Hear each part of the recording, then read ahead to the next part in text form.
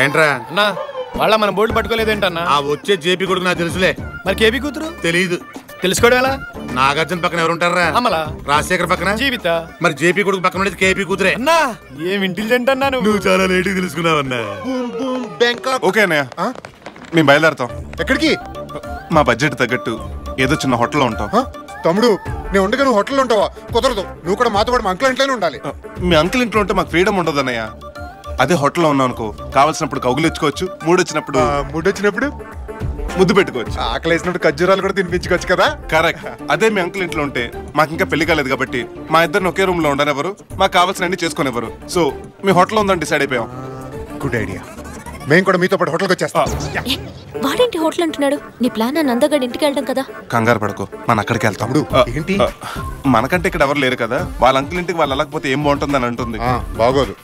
అయినా అడిగి వెళ్తే నువ్వు చెప్పిన చేసుకోవడం కుదరదు కదా. పైగా నువ్వేమో రానన్నావు. సరే, నీకోసం నేను వస్తాను, ఇవన్నీ జరిగేటట్టు చూస్తాను. కాకపోతే నేను చెప్పినట్టు నువ్వు చేయాలి. ఏం చేయాలి? నువ్వు పెళ్లి చేసుకోపోయే కేపీ కూతురు ఈ అమ్మాయిని చెప్పాలి. అలా ఎందుకు చెప్పాలి? అలా చెప్తేనే మన రూమ్స్ లో రొమాన్స్ జరుగుతుంది.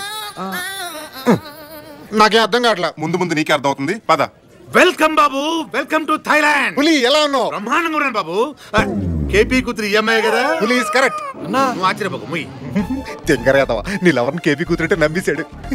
నీకంటే తెంగరోడు ఎవడుంటాడు? ఏంటి? అవతలోడు తెంగరోడు అయితేనే కదా మనకు మ్యాటర్ వర్కౌట్ అయ్యేది. కరెక్ట్. వీళ్ళెవరు?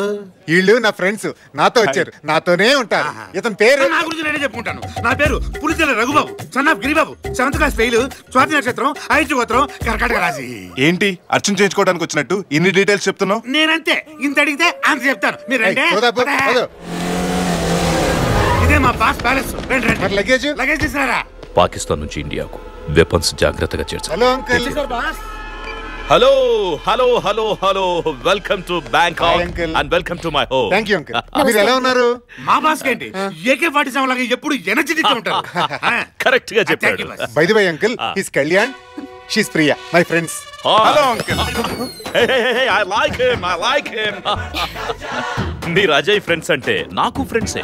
మీరేం మొహమాట పడక్కర్లేదు, మీ ఇంట్లో ఉన్నట్లే ఉండొచ్చు. Okay sir. Don't call me sir, call me uncle. అలాగే uncle. That's why I like him. Ajay uncle, journey చేసి వచ్చారుగా, ముందు ఫ్రెష్ అవ్వండి, ఓకే, రిలాక్స్డ్ గా మాట్లాడుకుందాం. ఓకే. హే పులి, రూమ్ చూపించు. రండి. మీ ఇద్దరు ఈ రూమ్ లోకి వెళ్ళండి, మీ ఇద్దరు ఈ రూమ్ లోకి వెళ్ళండి.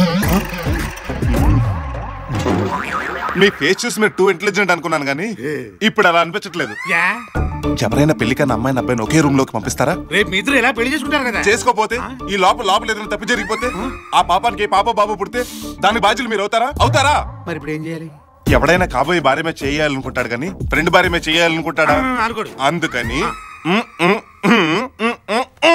అర్థమైందా? మరి నేను చెప్పేది కూడా అదే కదా. ఇగో పాప, నువ్వు ఆ రూమ్ లోకి వెళ్ళు, ఇగో అమ్మాయి నువ్వు ఈ రూమ్ లోకి వెళ్ళు. అప్పుడే మీ ఇద్దరు సేఫ్టీ. ఎలానే